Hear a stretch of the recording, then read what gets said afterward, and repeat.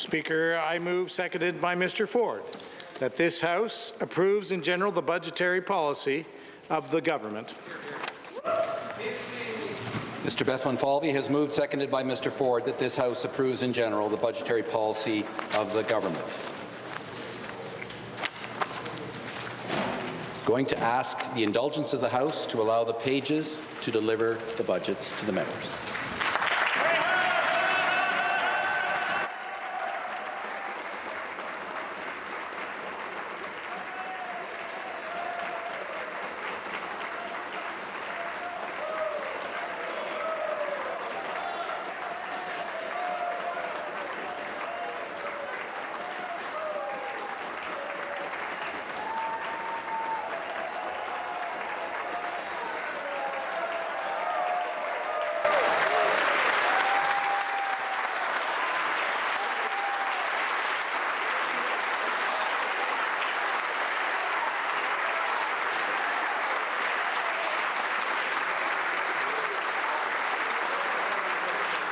Without a doubt, that is the new record. Thank you. Congratulations. Have all members received their copy of the budget?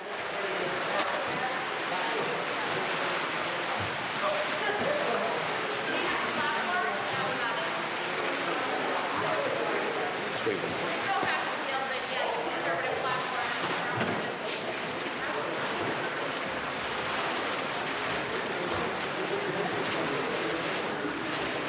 Order.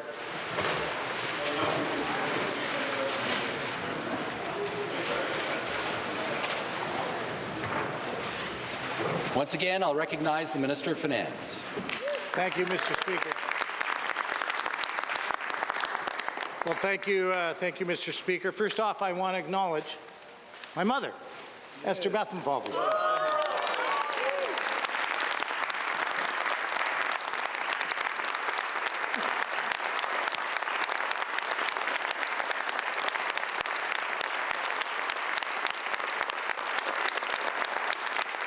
And, of course, my wife, Paula Hughes, my sister, Carla Bethlenfalvy.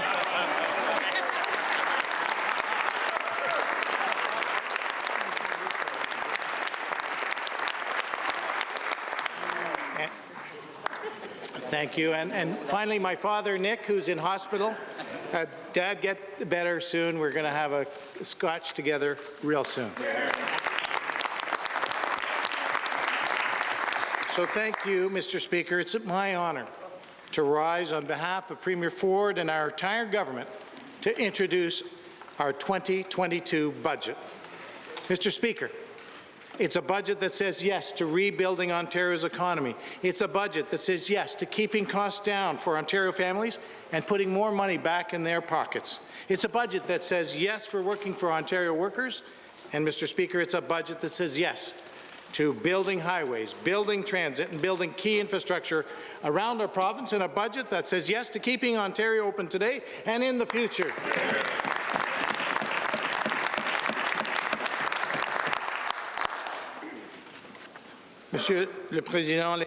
Speaker, Ontarians deserve a government that has a real plan to build the province's future. Speaker, after 2 long years where the people of Ontario have worked so hard and sacrificed so much to keep each other safe, after working so hard to get Ontario open and keep Ontario open, the people of our province deserve a government that has a real plan to build. Mr. Speaker, this budget, our budget, Ontario's budget, is Premier Ford's vision. And our plan to cut through the excuses, to act right away on the priorities of our plan and our province, this is our plan, and we will get it done. So in that spirit, let's get to our plan. Let's start with our plan to get it done when it comes to rebuilding Ontario's economy. When we came into office, it was clear that we had a lot of work to do. Take manufacturing. The previous Liberal government gave up on manufacturing, full stop. In a time of struggle, manufacturing workers were looking for a government that would fight for them. But the previous government said no.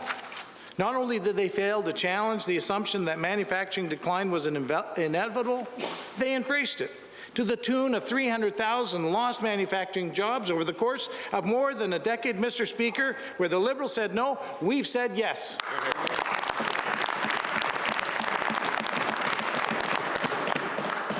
Mr. Speaker, our government took action to bring good jobs back to Ontario. We worked with the Workplace Safety and Insurance Board to provide a rebate for some 300,000 eligible employers so they can pay their workers more, create new jobs, and help grow the economy. We introduced an accelerated capital cost allowance to help businesses invest in new equipment. We reduced industrial energy costs by between 15% and 17%, and cut hundreds of millions in red tape. Mr. Speaker, we have released a seamless end-to-end vision and a plan for the auto sector called Driving Prosperity to jumpstart our auto sector with the emerging opportunities in hybrid and electric vehicle production so that Ontario can be an auto leader once again.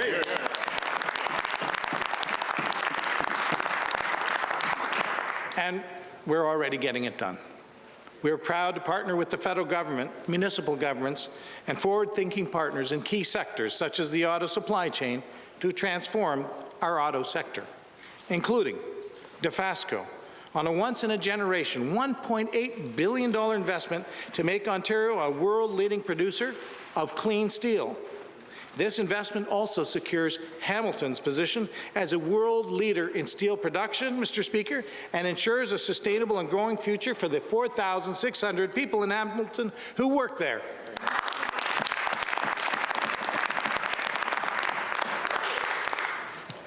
Honda Canada's $1.4 billion investment to upgrade and retool its Alliston plant so workers there can build next-generation hybrid vehicles right here in Ontario, made by Ontario workers and sold right across North America, and great news for the 4,200 people who work for Honda Canada in Ontario.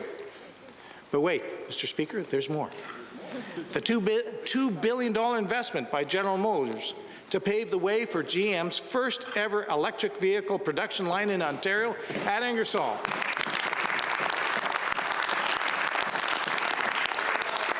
While supporting continued vehicle production in Oshawa, an investment that will support 2,600 jobs in Oshawa.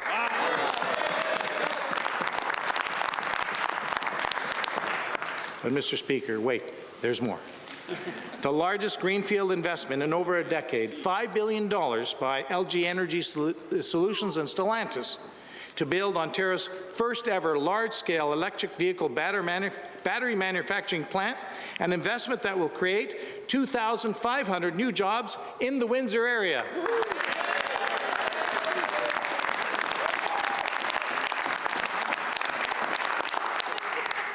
Mr. Speaker, it's worth noting that our commitment to renewing the auto sector is an example of how our government is helping to create clean and green jobs. These investments in clean steel alone are the equivalent of taking 1 million cars off the road. And by ramping up our production of clean steel, hybrids, and electric vehicles, we are showing that Ontario can hit our climate targets without imposing a carbon tax. Yes.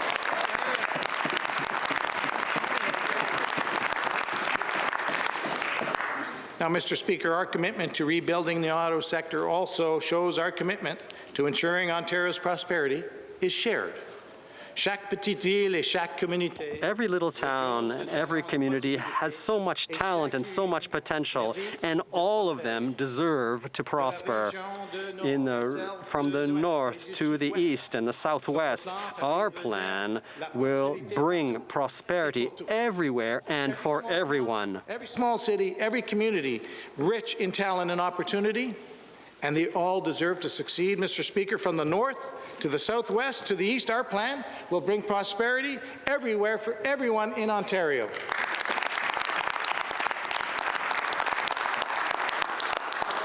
And Mr. Speaker, we are leading by example.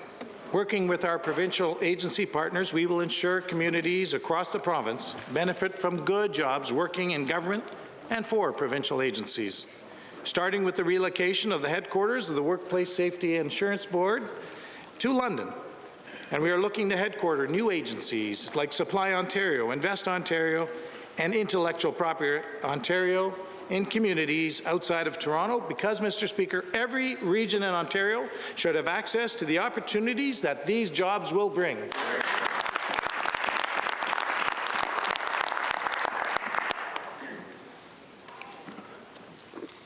And while we're at it, Mr. Speaker, it is time to do more to tap into the enormous resource potential spread across the province, starting with the Ring of Fire. Canada is the only country in the Western Hemisphere with all of the raw materials required for a lithium-ion battery, with Northern Ontario producing graphite, cobalt, lithium, nickel, and other required minerals. The Ring of Fire has the potential to bring multi-generational prosperity to Northern and First Nation communities while supporting a homegrown supply chain for battery technology, electronics, and electric and hybrid vehicles. In an era of geopolitical instability, seizing our critical mineral opportunity and developing the Ring of Fire is a strategic necessity for Canada.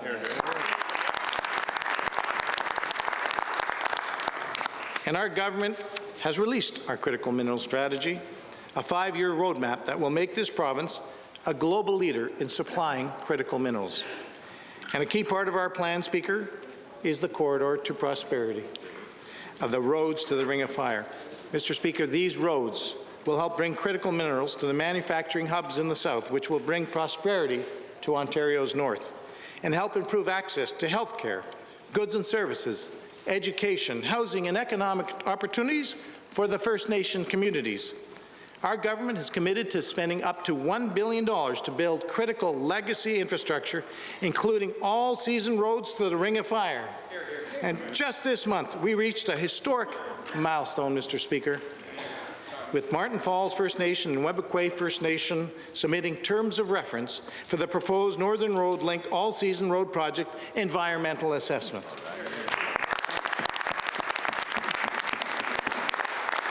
Speaker, we were encouraged when the federal government followed our lead with $3.8 billion for a new critical mineral strategy, and we continue to call on the federal government to join us in this once-in-a-generation opportunity. Speaker, it's time to build the roads to the Ring of Fire. Get it done. Just think, Mr. Speaker, when we open up the Ring of Fire, we can mine many of the critical minerals that electric vehicles and batteries require right here. We can produce the clean steel right here. We can train and deploy the labor force we need right here.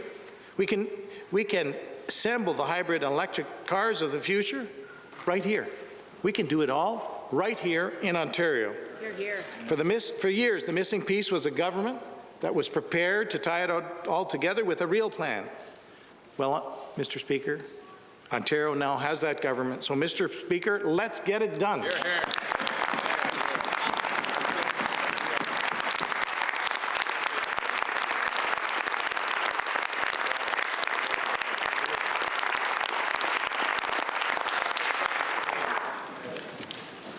Mr. Speaker, now let's talk about our plan to get it done when it comes to keeping costs down for our Ontario families. Mr. Speaker, as Finance Minister, I watch global economic trends, including inflation, closely. While every party today is paying lip service to the rising cost of living, it's important to check the track record. Over 15 long years in office, the previous Liberal government said no to giving families a break. This was most notable in the hydro debacle, where a parade of well-connected insiders got rich on feed-in tariff schemes, while the price of electricity went up for Ontario families. And of course, then there were the tolls on the 412 and the 418 highway. And of course, Mr. Speaker, the fee increases for license plate renewals and stickers. Well, Mr. Speaker, we've taken a different approach. We're saying yes to helping Ontario families with the cost of living, including when we struck the best childcare deal of any province in Canada.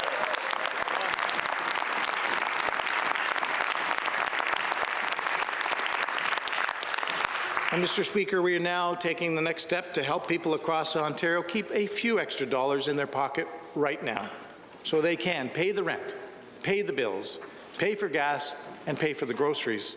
Regardless of the curveballs the global economy throws their way, it starts by calling out the nuisance costs and fees that every single day frustrate the people of Ontario. Our government is getting rid of the license plate stickers and renewal fees that have cost so many Ontario drivers so much time, so much money, so much hassle, and so much frustration. Those stickers, they're gone.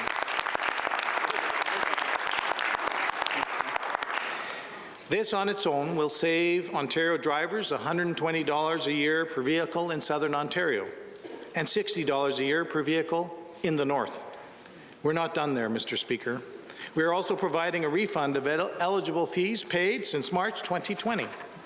And we're taking steps to protect the people of Ontario from skyrocketing gas prices by cutting the gas tax by 5.7 cents per litre and the fuel tax by 5.3 cents a litre for 6 months beginning July 1st, 2022. And Mr. Speaker, taken together, these two measures will help save households on average $465 in 2022. So, Mr. Speaker, the other parties would rather talk about inflation than give anything back. But we believe the best way to help the people with the cost of living is to put a few extra dollars back in their pockets. That's why, Mr. Speaker, with our proposed enhancement to the lift tax credit, this government will provide 1.1 million lower-income workers with an additional $300 on average in tax relief in 2022.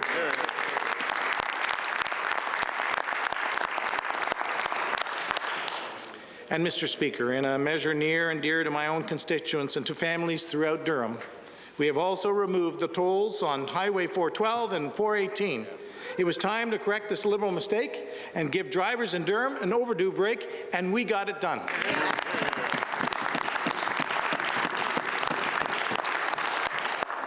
Mr. Speaker, one of the defining affordability challenges of our time is housing. Our province is growing, Mr. Speaker.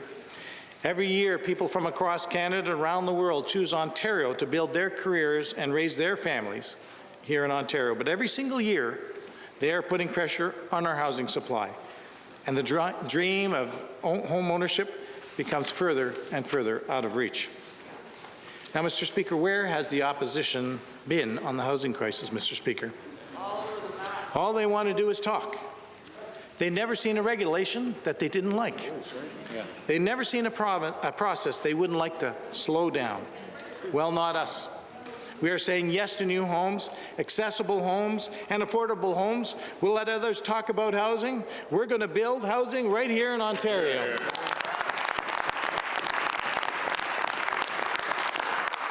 And in fact, as part of our plan, we will increase the housing supply by building 1.5 million new homes over the next 10 years. It's time to put more housing options within the reach of families who so badly need them. Speaker, when we talk about building new homes for families, we say, let's get it done.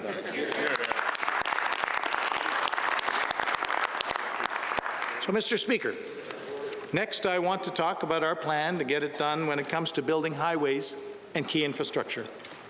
Ontario's growth is not just putting pressure on housing. It's also putting unprecedented pressure on our roads, on our highways, on transit, and other infrastructure.